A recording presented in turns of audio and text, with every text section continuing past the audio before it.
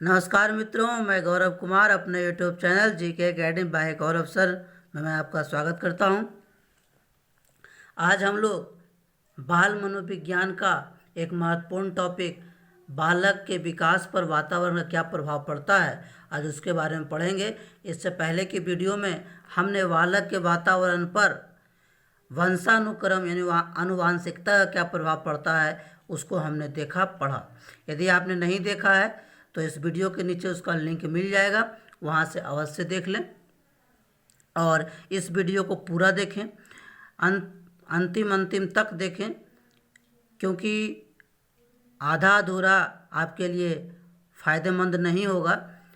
कुछ बहुत इम्पोर्टेंट चीज़ बीच या सबसे अंत में रहती है, तो आप वहाँ तक नहीं पहुँच पाते हैं तो आपका इसका पूरा लाभ नहीं मिल सकेगा। मेरे चैनल पर जो आप नए हैं तो इस चैनल को सब्सक्राइब कर लें और बेल आइकन की घंटी को दबा दें, जिससे सबसे पहले मेरा वीडियो आप तक पहुंच सके। और अपने दोस्तों का भी भला करें, उन्हें भी इस वीडियो को अधिक से अधिक शेयर करें कि वो भी इसका लाभ उठा सकें। जो भी सीटेट, एसटेट या अन्य टेट परीक्षा की तैयारी कर रहे हैं उनके लिए काफ़ी लाभकारी है। चलिए पढ़ते हैं बालक पर वातावरण का प्रभाव क्या पड़ता है। तो पहले वातावरण यानी वातावरण को पर्यावरण आप कह सकते हैं, यानी बात मतलब हवा होता है। हमारे आसपास जो भी सब दिख रहा है वो सारे क्या है, पर्यावरण है, सभी वातावरण है। एक व्यक्ति दूसरे व्यक्ति के लिए भी वातावरण हो सकता है, एक व्यक्ति पेड़ पौधे के लिए वातावरण हो सकता है। यानी आप जिन सभी चीज़ों से घिरे हुए हैं सभी वातावरण है, यानी सभी पर्यावरण है। हमारे चारों ओर जो हमें जिस आवरण से घिरे हुए हैं वो सारे पर्यावरण है, सभी वातावरण है। तो वातावरण का प्रभाव बच्चे पर गर्भावस्था से शुरू होकर जीवन पर्यंत चलता है। अब कहिए गर्भावस्था से कैसे, तो गर्भावस्था जब गर्भधारण होती है, जब गर्भधारण होने पर माता पिता जिस वातावरण में रहते हैं उसका असर बच्चे पर पड़ता है। तो इसीलिए गर्भावस्था से ही जीवन पर्यंत तक चलता है। रॉस के अनुसार वातावरण वह बाहरी शक्ति है जो हमें प्रभावित करती है। रॉस के अनुसार है, ये परिभाषा है, इनको आप याद कर सकते हैं। वुडवर्थ के अनुसार वातावरण में वे सभी बाहरी तत्व आते हैं जिन्होंने व्यक्ति को अपनी जीवन लीला प्रारंभ करने के समय से प्रभावित किया, यानी जन्म से लेके मृत्यु तक जो प्रभावित करते हैं उनको हम लोग ये वातावरण कह सकते हैं। और वुडवर्थ के अलावा मार्किवस का भी यही परिभाषा है, तो दोनों एक ही परिभाषा है, यहाँ से आप याद कर सकते हैं।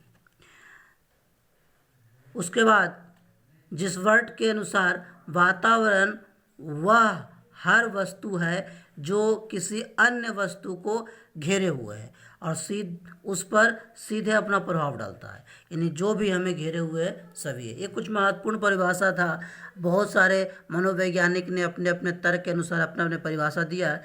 ये कुछ इम्पोर्टेंट थे, मैंने आपके सामने रखा है। अब पढ़ते हैं वातावरण के प्रकार।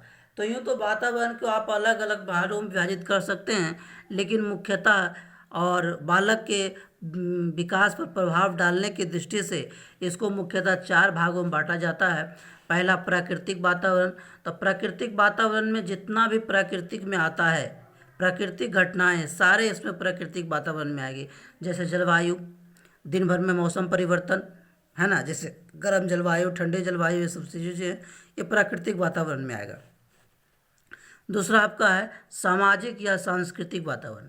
तो सामाजिक और सांस्कृतिक वातावरण का मतलब जो भी जिस परिवेश में आप रह रहे हैं, जिनसे आप संपर्क में हैं, जैसे परिवार है, स्कूल है, आपके सगे संबंधी है, उनका कैसा सामाजिक उनका परिवेश है, उनका सांस्कृतिक वातावरण कैसा है, उनका आचरण कैसा है, वो बच्चों पर पड़ता है। यानी इनका मुख्य रूप से परिवार, स्कूल आदि से संबंधित है, ये सांस्कृतिक वातावरण है।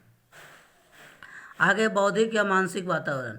तो बौद्धिक व मानसिक वातावरण का तात्पर्य आपका उन सभी मानसिक परिस्थितियों से है जो मन और मस्तिष्क को अनुकूल प्रभाव डाले। जैसे अनुकूल का मतलब यदि आप अच्छी अच्छी किताबें पढ़ते हैं, रेडियो पे अच्छे न्यूज़ सुनते हैं, रेडियो पे अच्छे आप मनोरंजन कहानी सुनते हैं आपकी जो कैसी रुचियां हैं, है ना, प्रयोगशाला में प्रयोग कीजिए, गोष्ठी कीजिए। ये सारी चीज़ें से आपको बौद्धिक और मानसिक क्षमता काफ़ी अच्छा होता है और दिमाग अन्य चीज़ों में नहीं लगता है और पढ़ाई में अधिक रुचि लेता है। तो इसलिए जो है ये बौद्धिक और मानसिक वातावरण अनुकूल बनाना अति आवश्यक है। आगे है संवेगात्मक वातावरण। ये महत्वपूर्ण होता है क्योंकि इसका संबंध सीधे आपके आसपास मित्रों से होता है, आपके सगे संबंधियों से होता है, यहाँ तक कि अध्यापक से होता है। अध्यापक का बच्चों के साथ व्यवहार बच्चे का संवेगात्मक वातावरण बन जाता है। यदि बच्चे के साथ शिक्षक का अच्छा व्यवहार नहीं है तो उसका संवेग दूसरी ओर गलत राह पे चल बढ़ता है और वो फिर आगे जाके कुछ गलत प्रवृत्ति धारण कर लेता है, गलत प्रवृत्ति पकड़ लेता है और वह समाज के लिए फिर घातक बन जाता है। तो संवेगात्मक वातावरण आवश्यक है। अब इसके अलावा कुछ और महत्वपूर्ण पॉइंट देखें जो संवेगात्मक वातावरण से संबंधित है।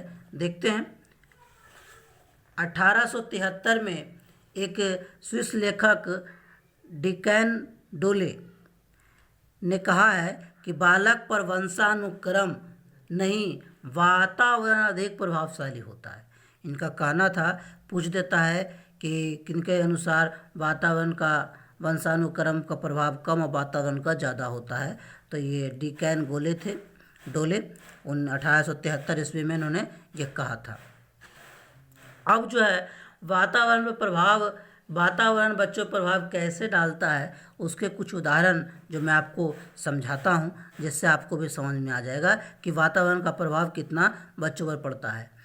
रामू नाम का एक बालक था जो जंगल से मिला था। उसे भेड़िया बालक भी कहा गया है। तो भेड़िया बालक रामू को कहा जाता है। क्यों कहा जाता है? क्योंकि छोटी आयु में रामू को एक भेड़िया उठा के ले चला गया था जंगल, और उसके बाद जब उसको पुनः समाज में लाया गया तो पूरी तरह वो भेड़ियों की भांति व्यवहार करने लगा था।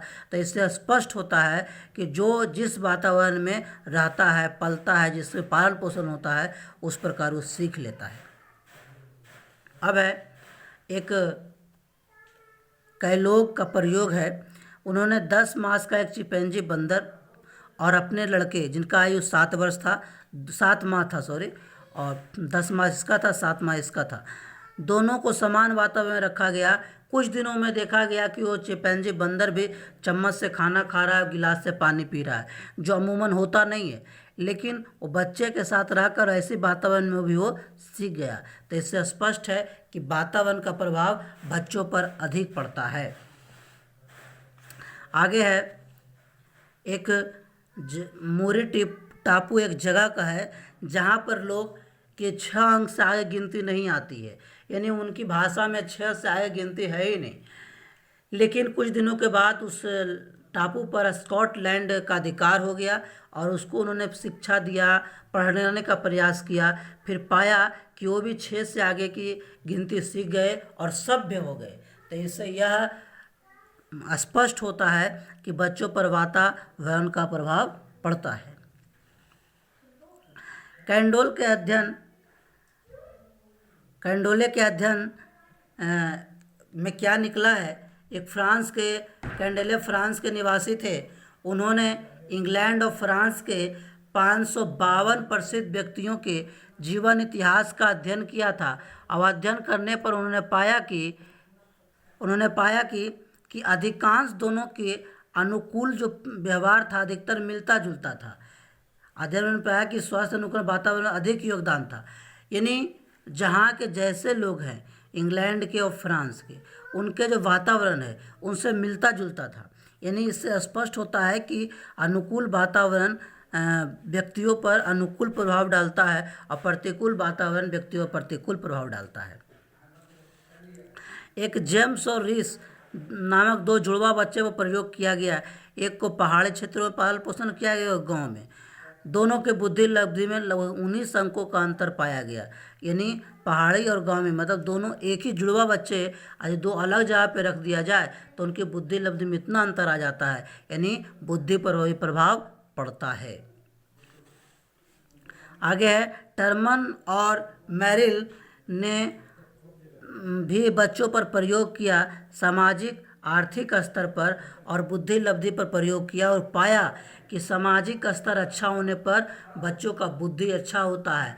आर्थिक स्तर जो अच्छा हो तो उसका बुद्धि स्तर अच्छा होता है। क्यों? क्योंकि आर्थिक से सिर्फ सुविधाएं खरीदने के लिए नहीं होती है, बच्चों के पालन पोषण के लिए पोषक आहार भी खरीदा जा सकता है। यदि पोषक आहार अच्छा ना हुआ तो बालक का विकास अवरुद्ध हो जाता है। मित्रों,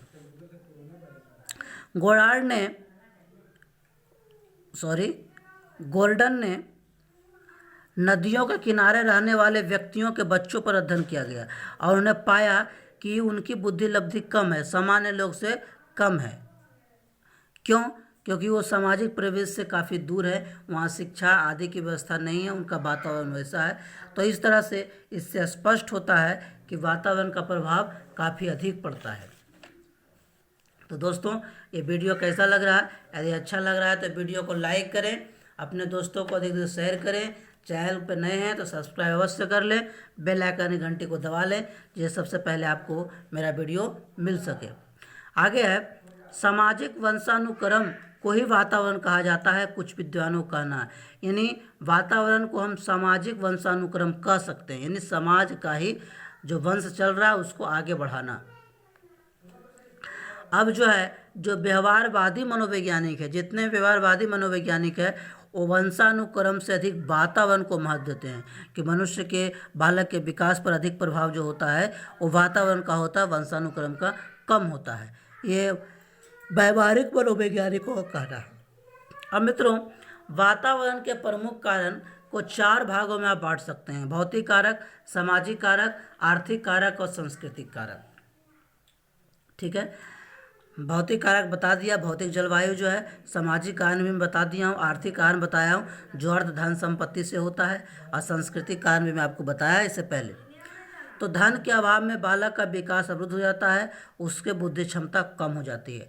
यदि धन के अवरुद्ध होने का मतलब उसका पालन पोषण बढ़िया से नहीं होगा तो उसका बुद्धि क्षमता भी कम जाएगा। अब समाज से मतलब, यानी बालक का विकास हेतु समाज में जितने भी अंधविश्वास हैं, रूढ़िवादी विचारधारा है, उसको समाप्त करना चाहिए, तभी बालक का विकास सही से हो सकता है। वातावरण का प्रभाव शारीरिक संरचना पर भी पड़ता है, जिससे पहाड़ी क्षेत्र के लोग का कद छोटा होता है जबकि मैदानी क्षेत्र के लोगों का कद लंबा होता है। वातावरण का प्रभाव प्रजाति श्रेष्ठता पर भी होता है, और जैसे उत्तम प्रजाति के श्रेष्ठ वाले के संतान को यदि उचित वातावरण में ना रखा जाए तो उसकी बौद्धिक क्षमता घट जाती है। जैसे एक उच्च प्रजाति यानी जिनकी बुद्धि क्षमता अधिक है, यानी एक इंजीनियर का बच्चा, 2 बच्चा है, यानी एक को इंजीनियरिंग के वातावरण में रखा जाता है और दूसरे को कृषि के वातावरण में रखा जाता है, तो दोनों की बुद्धि लब्धि में काफ़ी अंतर आ जाएगा। इसीलिए वातावरण से जो बुद्धि श्रेष्ठता होती है वो भी कम में अंतर आ जाता है। तो मित्रों, ये था आपका वातावरण का प्रभाव जो बच्चों पर पड़ता है। इससे परीक्षा में पूछा जाता है, तो इसको ज़रूर आप लोग बढ़िया से पढ़ें, नोट्स बनाएं। आगे का वीडियो और भी रोचक होगा, जिसमें हम लोग पढ़ेंगे आपका नया टॉपिक जो होगा इसके बाद, वो होगा सामाजिकरण की प्रक्रिया। तो आज के वीडियो यहीं तक मित्रों, और वीडियो अच्छा लगा है तो लाइक ज़रूर करें, दोस्तों को अधिक से अधिक शेयर करें, चैनल पर नया है तो सब्सक्राइब कर लें, बेल आइकन घंटी को दबा लें, जिससे सबसे पहले मेरा वीडियो अब तक पहुंच सके। बहुत बहुत धन्यवाद।